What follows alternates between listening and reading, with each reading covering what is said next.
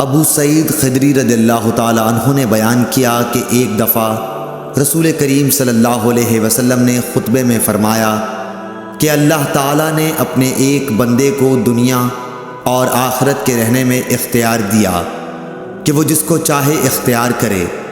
بندے نے وہ پسند کیا جو اللہ کے پاس ہے، یعنی آخرت۔ یہ سن کر ابو بکر رضی اللہ تعالی عنہ رونے لگے۔ میں نے اپنے دل میں کہا کہ اگر خدا نے اپنے کسی بندے کو دنیا اور آخرت میں سے کسی کو اختیار کرنے کو کہا اور اس بندے نے آخرت پسند کر لی تو اس میں ان بزرگ کے رونے کی کیا وجہ ہے؟ لیکن یہ بات تھی کہ بندے سے مراد رسول اللہ صلی اللہ علیہ وسلم ہی تھے، اور ابو بکر ہم سے زیادہ جاننے والے تھے۔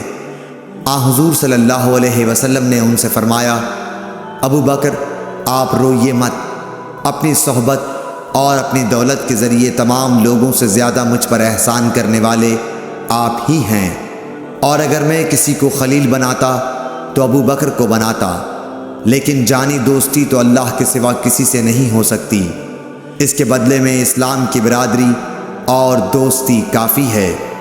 مسجد میں ابو بکر رضی اللہ تعالی عنہ کی طرف کے دروازے کے سوا تمام دروازے بند کر دیے جائیں۔ صحیح بخاری حدیث نمبر 466۔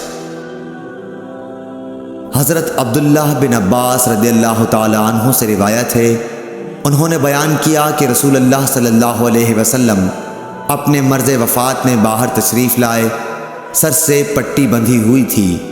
آپ منبر پر بیٹھے، اللہ کی حمد و ثنا کی اور فرمایا، کوئی شخص بھی ایسا نہیں جس نے ابو بکر بن ابو قحافہ سے زیادہ مجھ پر اپنی جان و مال کے ذریعے احسان کیا ہو، اور اگر میں کسی کو انسانوں میں جانی دوست بناتا تو ابو بکر رضی اللہ تعالی عنہ کو بناتا، لیکن اسلام کا تعلق افضل ہے۔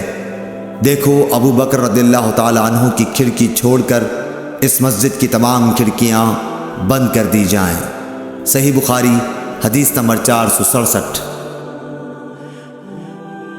عبداللہ بن عمر رضی اللہ تعالی عنہ سے روایت ہے کہ نبی کریم صلی اللہ علیہ وسلم جب مکہ تشریف لائے اور مکہ فتح ہوا تو آپ نے عثمان بن طلحہ رضی اللہ تعالی عنہ کو بلوایا، جو کعبے کے متولی چابی بردار تھے۔ انہوں نے دروازہ کھولا تو نبی کریم صلی اللہ علیہ وسلم، بلال، اسامہ بن زید اور عثمان بن طلحہ چاروں اندر تشریف لے گئے۔ پھر دروازہ بند کر دیا گیا اور وہاں تھوڑی دیر تک ٹھہر کر باہر آئے۔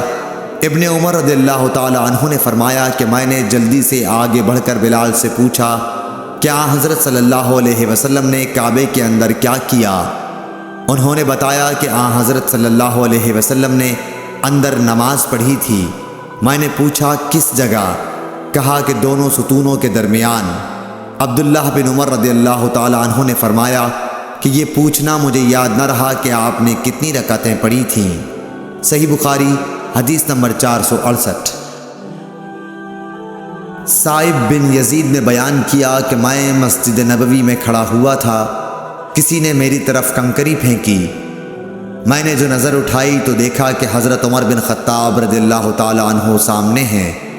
آپ نے فرمایا کہ یہ سامنے جو دو شخص ہیں انہیں میرے پاس بلا کر لاؤ۔ میں بلا لایا۔ آپ نے پوچھا کہ تمہارا تعلق کس قبیلے سے ہے، یا یہ فرمایا کہ تم کہاں رہتے ہو؟ انہوں نے بتایا کہ ہم طائف کے رہنے والے ہیں۔ آپ نے فرمایا کہ اگر تم مدینے کے ہوتے تو میں تمہیں سزا دیے بغیر نہ چھوڑتا۔ رسول کریم صلی اللہ علیہ وسلم کی مسجد میں آواز اونچی کرتے ہو۔ صحیح بخاری حدیث نمبر 470۔